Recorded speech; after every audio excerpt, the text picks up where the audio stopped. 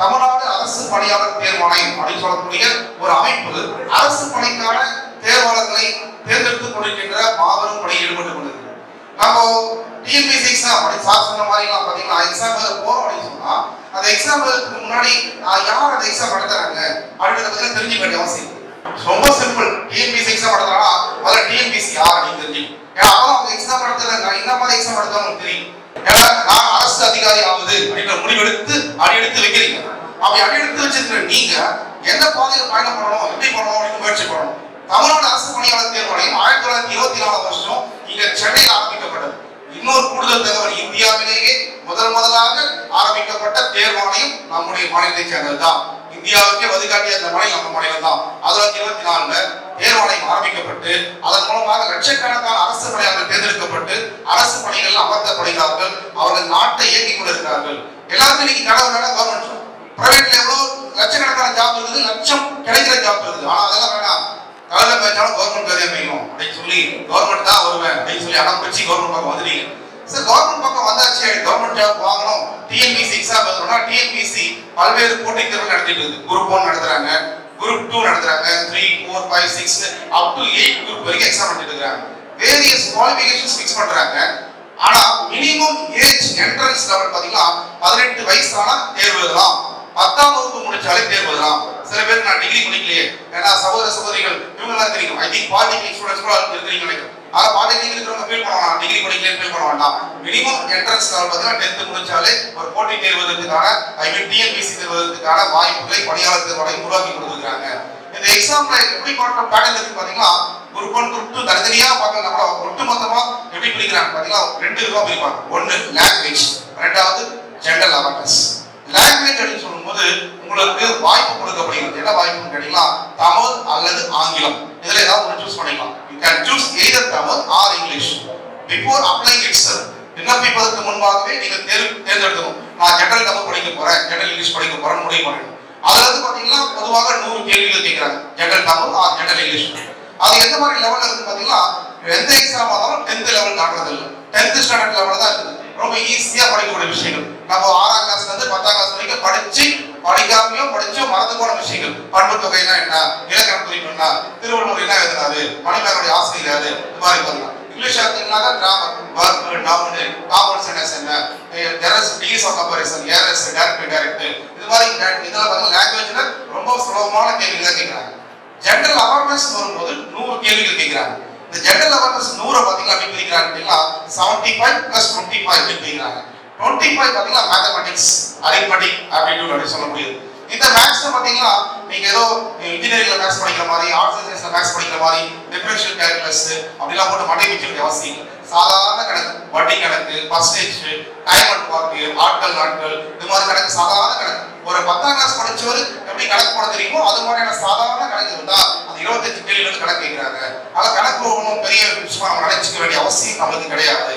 அடுத்து ஜிகே பார்ட்ல வரும்போது அந்த 75 क्वेश्चनல பாத்தீங்கன்னா சிலபஸ் உங்களுக்கு டிஎன்பிஎஸ்சி கொடுத்துறாங்க. ஒவ்வொரு எக்ஸாம்ல சிலபஸ் கொடுத்துறாங்க. ஸ்லைட்டா வேரியேஷன் ஆகும் சிலபஸ். ஆனா மோர் ஓவர் என்ன இருக்குன்னு பாத்தீங்கன்னா சயின்ஸ் இருக்கும், ஹிஸ்டரி இருக்கும், பாலிட்டி இருக்கும், ஜியோகிராஃபி இருக்கும், மோர் ஓவர் கரண்ட் அஃபேர்ஸ் இருக்கும், நடப்பு நிகழ்வுகள் சொல்லி கரண்ட் அஃபேர்ஸ் இருக்கும். இந்த எக்ஸாம் எல்லாமே பாத்தீங்கன்னா பிரிலிமினரி லெவல்ல எக்ஸாம் வரும்போது எல்லாமே அப்ஜெக்டிவ் டைப்பா தான் இருக்கும். 4 ஆப்ஷன் கொடுத்துட்டு ஒரு ஆப்ஷன் கேட்கிற இதுவா தான் தேர்வா தான் இருக்கும். இது ஜெனரல் இன்ட்ரோடக்ஷன் டிஎன்பிஎஸ்சி பத்தி மேபி நீங்க கேள்விப்பட்டிருக்கலாம், இல்ல கேள்விப்படாட்டியும் ஒரு பெரிய விஷயம் இல்லை. டிஎன்பிஎஸ்சியோட எக்ஸாம் பேட்டர்ன் இதா இருக்கும். சரி, நடத்த போறது டிஎன்பிஎஸ்சி. டிஎன்பிஎஸ்சிங்கிறது இதான வாழ்க்கை, இதை நம்ம கிழிச்சு போட முடியாது. அதனால முயற்சி பண்ணி தான் ஆகணும். முயற்சி பண்ணாதான் முடியும். முயற்சி பண்றதுக்கான பயிற்சி கொடுக்கறதுக்கு சென்னை ஐஎஸ் அகாடமியும் எம்ஜிஆர் ஐஎஸ் அகாடமியும் தயாரா காத்துட்டு இருக்காங்க உங்களுக்காக.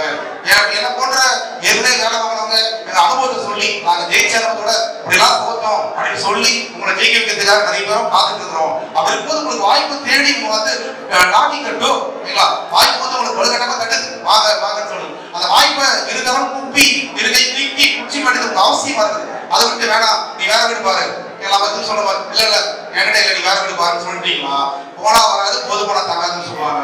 அதனால உங்களுக்கு கண்டிப்பா அந்த வாய்ப்பு இல்லாம போயிடும். ஆனா ஒவ்வொரு அடியும் அளவா எடுத்து வைங்க. நீங்க மெஷர் பண்ணக்கூடிய அளவுக்கு வரும். நம்ம பேரறிஞர் அண்ணா கேள்விப்பட்டிருப்பீங்க. எந்த ஊருக்கு அவர் அண்ணாதுரை எந்த ஊர்? காஞ்சிபுரத்தை சேர்ந்த அண்ணாதுரை கிட்ட உன்னுடைய your days are counted சொன்னாங்க அண்ணாதுரை பார்த்து. on your days are counted, உன்னுடைய நாட்கள் எண்ணப்படுகின்றன சொன்னாங்க. அண்ணா சொன்னாரு okay maybe but my steps are measured என்றார். அண்ணா பாத்தீங்களா என்னுடைய நாட்கள் எண்ணப்படலாம் ஆனால் என்னுடைய செயல்கள் எண்ணப்படுகின்றன, என்னுடைய செயல்கள் அளக்கப்படுகின்றன அப்படின்னு அண்ணா சொன்னார். அதுவும் உங்களுடைய செயல்கள் அளக்கப்பட வேண்டும். ஏதோ இந்த பையன் நேற்று வரைக்கும் இந்த பையன் நல்லதா இருந்தான், நீங்களாம் தெரியல புக்கும் கைமா உட்காந்துட்டான் அப்படின்னு வீட்டுல தான் சொல்லணும். அதான் நல்லதா போயிட்டு இருந்தான் திடீர்னு படிக்க ஆரம்பிச்சிட்டானே அப்படின்னு வீட்டுல ஒரு ஆச்சரியம் பண்ணணும். இந்த டிஎன்பிஎஸ்சி எக்ஸாம் படிக்கிறது எப்படி கிடைக்கலாம் பார்த்தோம்னா பிடிக்காது. இப்ப பேர் நிறைய பேர் அங்க பேசிக்கிறீங்க. காரணம்னா டிஎன்பிஎஸ்சி சொன்னாலே உங்களுக்கு புரியும். டிஎன்பிஎஸ்சிங்கிறது கொஞ்சம் கொஞ்சமா படிக்க தான் உடம்புல போறோம். அதுக்கப்புறம் உங்களுக்கு கான்ஃபிடன்ஸ் வந்துடும். அந்த கான்ஃபிடன்ஸ் வந்த பிறகு நீங்க செய்யக்கூடிய செயலானது மிகப்பெரிய செயல் நோக்கி செய்யறதுக்கான வாய்ப்புகள் உங்களுக்கு கூச்சி கொடுக்குறாங்க. போட்டி போடுறது வந்துடாது. நம்ம அட்வான்ஸா போனோம். நம்ம யார் நோக்கி போட்டி போகணும்னு கேட்டீங்களா? இப்பவுமே யாரோட போட்டி போடணும்? நம்மளோட வலிமை அதிகமா இருக்கணும் போட்டி போடணுமா, வலிமை குறைவா இருக்கணும் போட்டி போடணும்? வலிமை அதிகமா இருக்கணும் போட்டி போடணும். யார் வலிமை அதிகமா இருக்கிறாங்க அப்படின்னு பார்த்தீங்கன்னா அவங்க கூட போட்டி போடுறது முதல்ல முடிவு பண்ணணும்னு சொல்லும்போது ஒரு 2 நண்பர்கள் காட்டுல பயணிச்சுட்டு இருக்காங்க. காட்டுல நடந்து போயிட்டு இருக்காங்க. 2 நண்பர்கள் எதிர்க்க காட்டுல பாத்தீங்கன்னா கரடி ஒரு கரடி தொட்டிட்டு வர ஆரம்பிக்குது. நண்பர்கள் 2 பேர் பதவதிக்கிறாங்க. ஐயோ கரடி தோத்துல வருதே, கரடி வந்து நம்ம காலி பண்ணவே நினைக்கலாம். ஒரு நண்பர் மட்டும் அவசரமா என்ன பண்றா, தான் கையில இருந்த பேக் எடுத்து அந்த பேக் உள்ள இருக்கிற பூட்ஸ் ஷூ எடுத்து பூட்ஸ் போட ஆரம்பிக்கலாம். பக்கத்துல இருக்கிற நண்பர் சிரிக்கிறான். டேய் நீ பூட்ஸ் போட்டுட்டா மட்டும் கரடியோட வேகமா ஓட முடியுமா அப்படின்னு நண்பன் கேட்கிறான். அதுக்கு பூட்ஸ் போடுற நண்பன் சொல்றான், கரடியை விட வேகமா ஓட முடியுமான்னு தெரியாது, ஆனா உன்னை விட வேகமா என்ன ஓட முடியும், நான் பூட்ஸ் போட்டுட்டான் அப்படின்றான். அப்ப அந்த இடத்துல என்ன தேவைப்படுதுன்னு கேட்டீங்கன்னா கரடியை விட வேகமா ஓடணுமா, நண்பனோட வேகமா ஓடணுமா? நண்பனோட வேகமா ஓடனா போதும், நம்ம பாத்துக்கலாம், கரடி நண்பனை பாத்துக்கோம். அது என்ன கேட்டீங்களா? அப்போ அது வரைக்கும் நண்பர்கள் தான், முஸ்தபா நண்பர்கள் தான். ஆனா அங்க பாத்தீங்களா நீ யாருப்பா அப்படின்னு போற மாதிரி தான். அப்ப என்ன செய்யணும்னா யார் போட்டியாளர்? நண்பர்கள் தான் போட்டியாளர்கள். நம்ம பக்கத்துல பார்த்தோம்னா நம்ம போட்டியாளர். உள்ள வரும்போது ஒன்னா வந்து உட்காரும், ஒரே ஏதோ கிளாஸ் வா போலாம் சொல்லலாம். ஆனா யாருக்கு போட்டி போறேன்னு பாத்தீங்கன்னா அந்த நண்பர்களோட தான் போட்டி போறோம். அப்ப நீங்க முதல்ல யாரை மீட் பண்ணணும்? உங்க பக்கத்துல உட்கார்ந்து எதிரி மீட் பண்ணணும். இப்ப நீங்க யார் உட்கார்ந்துருக்கீங்கன்னா நண்பர்களோட உட்காரு.